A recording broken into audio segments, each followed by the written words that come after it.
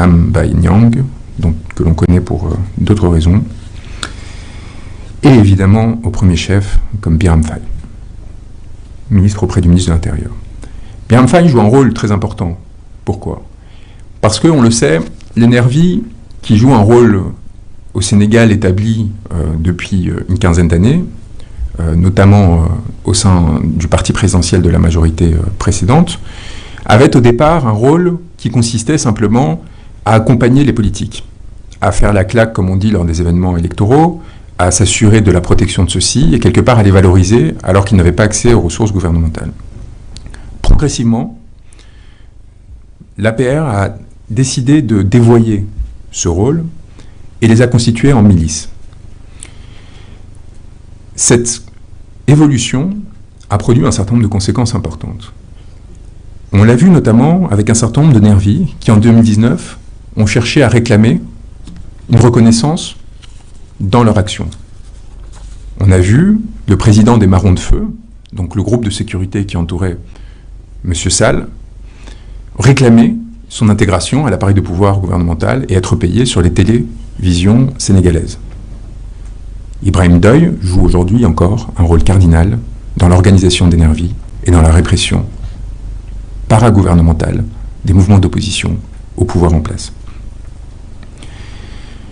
Biram Phai s'est vu octroyer un poste de ministre auprès de M. Diom, dans l'objectif de formaliser, de légaliser une partie de ces réseaux illégaux. La création de l'agence de sécurité de proximité, des agents de sécurité de proximité, avait pour vocation de créer au sein de l'État un corps parallèle à celui des forces de sécurité et de défense, qui, certes moins formés, aurait une attitude plus grande à l'heure de commettre les exactions dont nous parlons.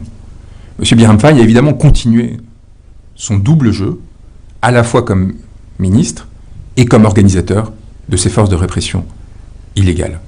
Biram Phai joue donc un rôle clé au sein de cet appareil de répression que nous décrivions auprès de M. Antoine Diome. M. Antoine Diome qui est, par cette voie de fait, directement impliqué dans la commission des crimes qui sont responsabilité de ces Nervis. Il apparaît par ailleurs, et c'est un point que j'ai oublié de mentionner, que M. Antoine Diome a récupéré de façon très opportune la tutelle partagée avec M. Sidiki Kaba sur Moussa Fall. Moussa Fall, en tant que haut commandant de la gendarmerie, a des attributions de sécurité publique, ce qui permet de coordonner son action avec Antoine Diome, et ce qui permet justement de s'assurer qu'il y a une centralisation de la prise de décision par rapport à ces forces parallèles entre gendarmerie, police et les Nervis eux-mêmes, de façon à s'assurer que leur action sur le territoire se passe en bonne intelligence et sans confusion.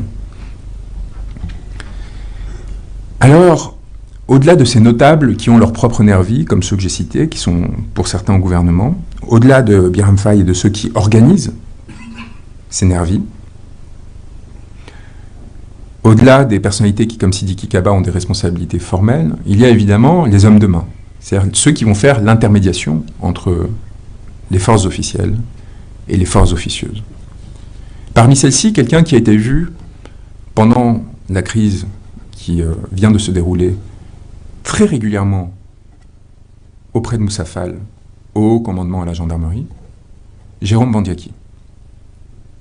Jérôme Bandiaki qui travaille en lien direct avec la présidence, qui se coordonne avec le haut commandant à la gendarmerie et qui organise sur le terrain, avec Abdoulaye Sall notamment, le recrutement et l'action des Nervis en question. Jérôme Bandiaki, j'aimerais le prévenir que l'on a un certain nombre d'informations sur lui qui font qu'il aurait intérêt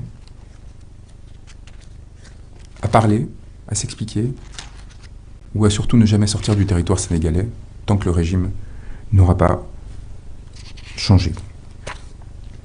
Monsieur Bandiaki, nous savons tout sur lui, comme un certain nombre d'autres individus qui pensaient pouvoir se couvrir, qui pensaient du fait de leur absence de fonctions officielles ne pas faire l'objet de répression.